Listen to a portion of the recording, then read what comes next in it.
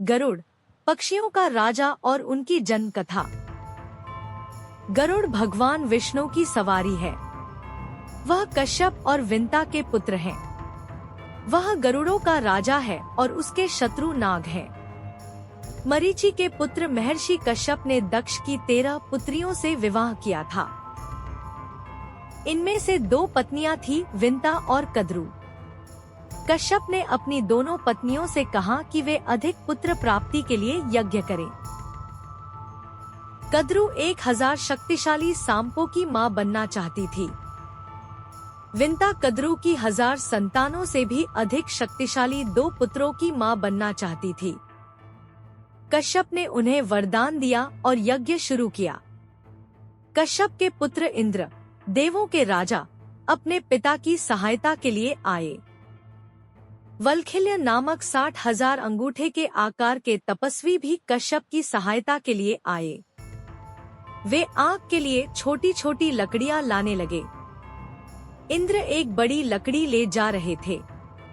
जब उन्होंने वाल्खिल्यों को एक टहनी उठाने के लिए संघर्ष करते देखा तो वे हंसने लगे। वाल्खिल्य लोग क्रोधित हो गए और उन्होंने उसके अहंकार को कुचलने का निर्णय लिया। यज्ञ के दौरान उन्होंने एक और इंद्र के जन्म के लिए प्रार्थना की जो वर्तमान इंद्र से अधिक शक्तिशाली हो। इंद्र ने कश्यप ऋषि के पास जाकर रक्षा की याचना की।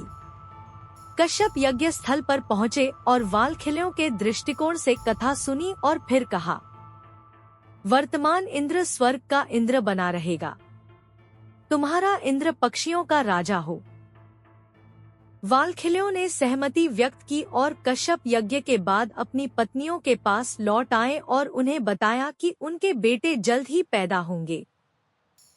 जल्द ही उनकी इच्छा के अनुसार विंता ने 2 अंडे दिए और कद्रु ने 1000 अंडे दिए। कुछ वर्षों के बाद कद्रु के अंडों से 1000 सांप पैदा हुए। विंता सचमुच अधीर हो गई। उसके अंडे अभी तक नहीं फूटे थे। उसने अपने एक अंडे को तोड़ने का फैसला किया। अंदर एक बच्चा था, लेकिन उसका निचला हिस्सा अभी भी सिर्फ मांस था क्योंकि वह अभी तक पूरी तरह से विकसित नहीं हुआ था। बच्चे ने उसे श्राप दिया कि वह किसी की गुलाम बन जाएगी, लेकिन अगर वह धैर्यपूर्वक दूसरे अंडे के फूटने का इंतजार करेगी तो उस अंडे से पैदा होने वाली संतान उसे आजाद कर देगी। ऐसा कहकर वह बालक तुरंत उड़कर सूर्य के पास गया और सूर्य का सारथी अरुण बन गया।